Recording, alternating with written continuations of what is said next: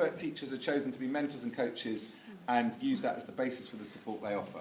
And we've had a lot of talking about that, as to how much you are starting with an assumption that expert looks like that person over there already, and how much that's militating against an environment of risk and allowing people to fail and go on their own journey. We talked about whether or not the expert teacher is necessarily going to be a good mentor and coach, and we talked about what you'd have to do that differently in terms of creating an environment where you really do help people to learn in different ways, in a sort of slightly more serendipitous and risky way. Okay, really good questions and really good thoughts about it. Very fantastic. Colleagues here. We also discussed that and wondered if in the exceptional schools they were using more of a co-coaching model. Okay. Where you had, it didn't imply that any one person was an expert in all aspects and that everything was down to everything else. Because the research, I love that, because the research evidence says you have to mix expert specialist coaching and collaborative coaching with that reciprocal vulnerability. If I just need to say, is one of the things that makes this stuff stick. If I take a risk and you take a risk, we both risk looking silly, we stay doing this despite all the other things. So, excellent points. Some others that people talked about, or that were intriguing, or you didn't settle on an answer. We looked at performance management is regular and decided that's great as long as it's useful. Okay. As long as it's got a point to it and there are outcomes and it's followed up and updated. Okay. So the systematic, where's it going to? How does it contribute to a whole bigger than sum of the parts? Yeah. Good questions. Another card? Anyone pick up? The central leadership of professional development. Just the thought that perhaps actually making it much more distributed and much more owned by the teachers themselves would probably be more a feature of the exceptional school. Okay, good thoughts. Oh, I thought you'd forget that one. It says the leaders are focused on meeting others' professional learning needs to support the school priorities. To add to that, you turn it around to support the teachers' priorities. They have their own goals and their own ambition, and they'd be more bought into that than they would necessarily with the whole school priority. Okay, we've got lots. We can design these schools together. Lots of the things here are right, though there are tweaks in these schools for a reason. Anything else anyone wants to add? Go on, several of you talked. Go on. I think it was the first one we talked about was about investing in professional learning builds on particular interests in school priorities. And we were, I don't know, not quite sure about how we'd make that better or what that really meant in practice. So that was an interesting one. Okay. Well, let's just go to any others. Sorry. Don't say sorry. We talked about this. There is a model of pedagogy for some teams issues. Then we thought, oh well, maybe it's all. But then we thought, would we like that? Okay. And then we decided no. Although I think that if I'm right in it, that's fine. Okay. Oh, this is my pedagogy. Okay. That's fine. You were talking for quite a long time about one that you were seesawing about. Would you mind just sharing that? So I'm a maths specialist, but this year I have to teach one lesson in history. And I was just saying that pedagogically I do a good job because I know how to do the teaching, but actually if I was a subject expert, I do a much, much better job because I understand all the ins and outs of the specific skills of being a historian and the knowledge they need as well. And then I was talking about teacher training and Okay. So that one about thinking pedagogic knowledge more important than subject knowledge is causing quite a lot of thought. And I think some of you, well, let's have a look at what the research says. Collaborative learning for pupils was much more of a focus and driver in all subjects, in all departments, and not in non-formal lessons. Collaborative learning for young people was really an important driver, and they had quite a strong theory about why, because it forced students to articulate their thinking, it widened their pool of ideas, it helped them to feel valued, or all kinds of reasons they had for it. So collaborative learning was an absolutely strong driver and expected to be across the pieces in the exceptional schools. And it was there, but inconsistent in the strong schools. We found some of it, but it really wasn't pervasive in the same way. Subject knowledge was a much higher priority than pedagogic knowledge in these exceptional schools.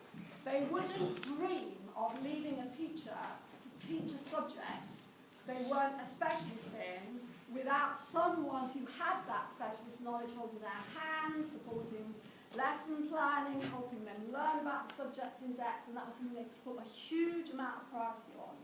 And if they needed to develop it, they set about developing it very seriously, and they were expected to have to bring it in. They expected to bring it in from local employers, from the business community, from the ethnic college, wherever they needed it. But if they needed it, they hunted it down because they believed that the subject knowledge was what enabled the teachers to enact the pedagogic knowledge, whereas the strong schools absolutely were adamant that it was the pedagogic knowledge that mattered more than the subject knowledge.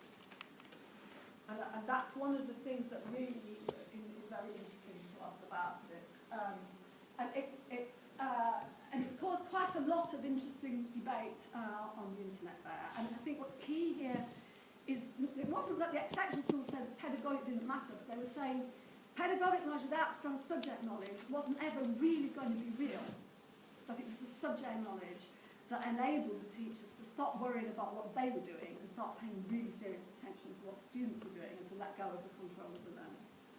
The exceptional schools had a very clear, adamant focus on a single, whole school model of pedagogy. Everybody arrived in the school was expected to buy into it and to contribute to it. It was continuously under review, but it was the same one.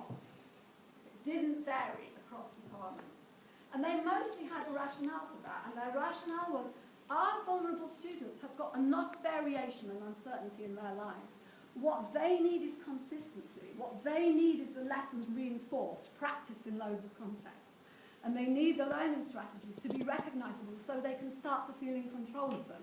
And all of us developing new ones and varying that isn't really very helpful to them. So it was something they were absolutely adamant about as being particularly important for this group of pupils. The next one is that you just expect this. Lots and lots of the teachers in strong schools. Remember, these are successful schools. Many of them are outstanding schools in Ofsted terms. But they all were still feeling what they wanted support with behaviour. They hadn't got to the stage of understanding that fabulous teaching and learning is the most effective thing to do around behaviour, and establishing a fabulous learning community for staff and students that sets up a virtuous circle, whereas the exceptional schools all saw that the answer to behaviour problems was fabulous teaching and learning processes and fabulous infrastructure of support. These students all have very complicated lives. So, all of these schools absolutely live out the Vivian Robinson synthesis message. They invest very heavily in professional learning and extremely systematically. They have systems to make sure it happens. They monitor that it happens. They invest heavily in it across the piece. Whereas in strong schools, there was a very central model of CPD. CPD was very much about this is how we meet the school goals. But it wasn't systematic in terms of all of the teachers got to experience the same kinds of support, including the expert teachers, that they were being challenged to carry on learning all the time. So there are really quite striking differences. And probably as an outcome of that, we can't be certain about that, there was a very high degree of ownership of professional learning by every single teacher. Every NQT took responsibility and knew that they were responsibility for, they had responsibility for carrying on learning, that they had to learn how to ask good questions, to focus the attention of the people supporting them on the students they were worrying about, that they had to take an active role in their learning, and that was just as true of expert teachers as beginning teachers in the exceptional schools. Whereas in the strong schools, by and large, the expert teachers were being put in the position of teaching other teachers and doing stuff for other people. And there was a lot of training and mentoring. This is a point several of you picked up. But every mentor and coach was trained in mentoring and coaching. And yes, indeed, there is co-coaching as well as specialist coaching. And people are trained to become co-coaches, and people are trained to be coaches, and people are trained to be mentors. And the expectation that you will be a good mentor or coach depends on you being willing to learn how to do that and to be judged about the effectiveness of your mentoring and coaching, not through what you do, but through how well the person you're supporting feels their practice is moving forward and what evidence they've got about that. So very systematic approach to training mentors and coaches. Whereas in the strong schools, there wasn't very much formal coaching. A lot of them said we have a coaching culture, but the teachers didn't feel like they had, or they might get coaching once a year in a performance review meeting or after a performance review meeting. So there were no formal systems for it. And whether they felt that worked well was an accident of the relationship they had with the coach. So it wasn't systematized. And mentoring was much more haphazard about who did the mentoring and not very often trained. But it's just useless. So leadership, leaders were much more aware of the importance of modelling learning. So you had that card about leaders investing in, I can't remember the words on that card, but leaders investing in, it's something they did on behalf of other people in the strong schools. In the exceptional schools, they first and foremost expected to model it. They put themselves at the centre of learning about constantly taking forward the school's single marvel of pedagogy and curriculum and constantly improving it through evidence, through bringing in specialist expertise. And they were very explicit about how they went about learning about that, why they were learning about that, as well as ensuring that the whole school had this systematic investment in professional learning.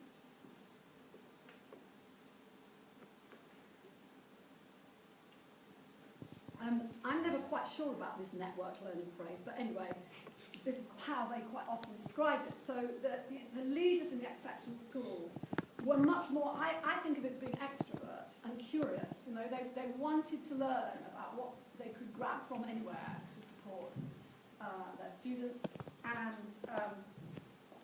they worked with other networks of schools, but they worked with FE colleges, with universities, with all kinds of people, and they expected to contribute to that and knew that by contributing to that it would help them. All new recruits were explicit at any level, were completely explicitly inducted into the school's values and its pedagogic models and practices. But the policies for supporting new teachers, both new to teaching and new teachers in the school, were very haphazard in the strong schools. There wasn't a single model of pedagogy to induct them into anyway, but you know, what actually the systems in place were much more haphazard. Most of the exceptional schools were involved in initial teacher education, and they expected to grow their own, and they expected all new teachers to become leaders very, very quickly. Not just the Teach First ones, but all of them. There was an expectation that you showed and demonstrated your learning and made it visible by taking on more responsibilities, and so there was a kind of quite strong sense about growing our own teachers, growing our own early leaders of teachers, growing our own middle leaders, growing our own senior leaders, and keeping all of them learning by being part of these broader networks.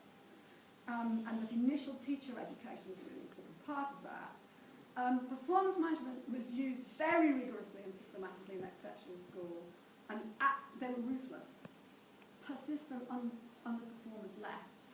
Whereas in the strong schools, by and large, the expectation was that teachers who were struggling to be effective teachers would be supported over quite a period of time to improve. But there were really quite tight timescales in these schools. They all believed that their very vulnerable students needed change faster, and so the performance management was there. It was very supportive. There was a huge amount of CPD wrapped around it, but there was a high level, high stakes accountability there too. And the school leadership team saw themselves as accountable for making sure that the professional learning support and the CPD they offered did the job. And they felt like they were failures if teachers left, but they left. So the management, performance management, quality of teachers, and the length of time people were struggling was much more patchy.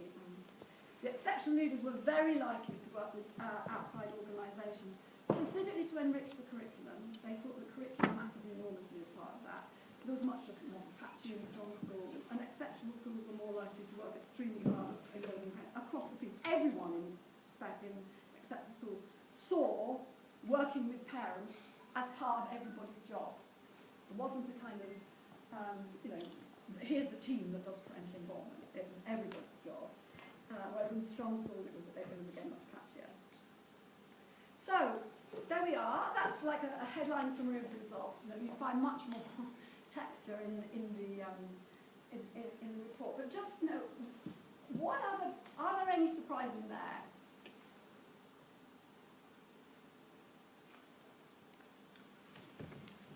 The thing that interests me is that the kind of relentlessness, the tight use of performance management, and the kind of the rigour it needs to be balanced somehow in my head with the kind of the humanitarian nature of the culture of the school. You know, I'm a head teacher in a challenging school and judged to be outstanding, and for me that's the key tension, that it's you've got all this ambition, you want to see fantastic teaching and learning, but there's something about a balance in a culture that feels to me that some of the academy chains that just are imposing a kind of a dehumanising template of challenge that doesn't quite. So somewhere in everything you said, I found challenging and helpful and spot on. But I just need to hear how that the kind of the deep values that mean that this is a place all about people is what's reading through the bottom. You are so right, and I've done them a disservice if I haven't got that across. I mean, for me, it was in that last thing I was saying that they thought they absolutely saw their staff as their class. They utterly cared about their class as much as the best teachers care about their students. And if they weren't able to meet the learning needs of their staff, they felt they had failed. And they see their job as establishing a fabulous professional learning environment for their staff. And if they don't do that, then they feel a failure. And their coupled with moral purpose is where what you're, and I've done the research if I haven't got that. Did they though? Because that was the only part of what you said that sounded disingenuous, not from you but from them. It sounded like that was something that they're supposed to say, because their actions are that they've not hounded them out of school but very quickly and rapidly ensured that they've left through the system that they've implemented, and then afterwards to say, oh, we're really sad that that person's left. Honestly, it's really not, I mean, none of this is survey data. So the judgment about what I'm saying about treating their staff as their class is they had to provide loads of evidence of what they did. And we did lots of focus groups with staff where we didn't say, staff, do your leaders love you? You know, we said, what are all the ways in which you get to experience learning? So they had to come up with very, very concrete, triangulating examples, and we observed things a lot too. So I promise you, this isn't superficial stuff. And it was the moral purpose for the students that brought all that together. Yeah. Sorry, come on. Sorry, yeah, and it's linked to something that's going on in my school at the moment, where we're driving students very, very hard in the lead up to their exams. Too hard, in my opinion. And was there anything in this study, did you do anything around the whole child and around their future and how they turned out emotionally and that sort of thing? Was there anything in that in this? We haven't got destinations evidence about their students, but all that stuff about enriching the curriculum, working with local employers, working with the local communities, working with local churches, working with, you know, whoever are the groups that the young people encounter and work with in their own lives beyond school. All that extrovert stuff was utterly about that, and all that, you know, the real, no. There are no hard-to-reach parents in these schools. They just don't accept that as a concept. There are just parents are learners about their students, and we go out and we learn how to get alongside the parents as learners about their pupils, and that's how we do that. So I think what you see when you research this way is what we first saw all these behaviours, and they add up to the things that we usually are trying to will in, but they come in these schools out of systems because they just want it to be consistent like that for everyone. So it comes out of the systems, and the systems you see first of all, but it all adds up to a whole bigger than sum of the part because of the values. Sorry, I might have just missed it at the start. Was it just secondary schools that you looked It at? is. We put a proposal together, and Teach First just trying to put the funds together to do the same thing in primary.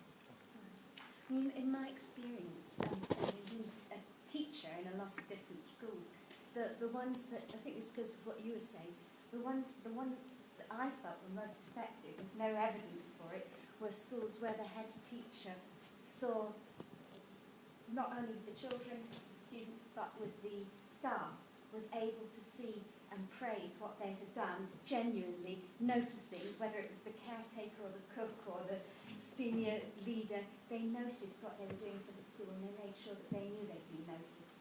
And it just built the whole atmosphere up. And I think it would be true in this school, but you made the distributed point earlier. These schools would expect everyone to be noticing and catching everyone out, being purposefully, challengingly good.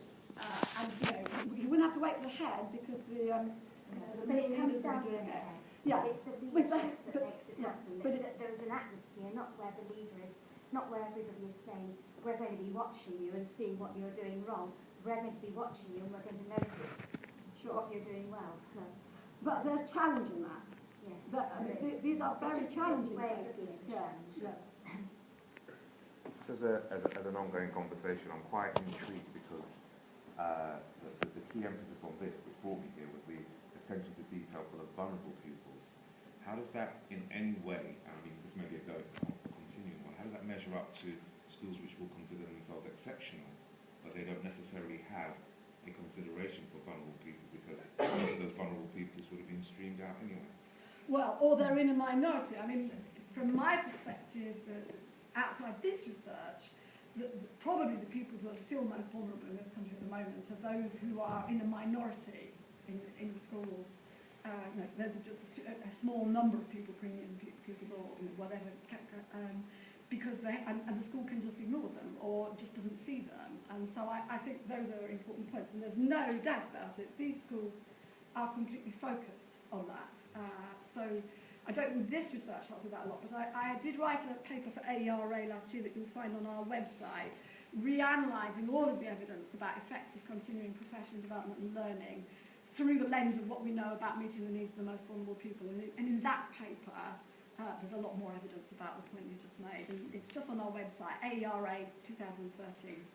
Thank you. David. Was there any difference in the teacher retention, sort of the turnover rate?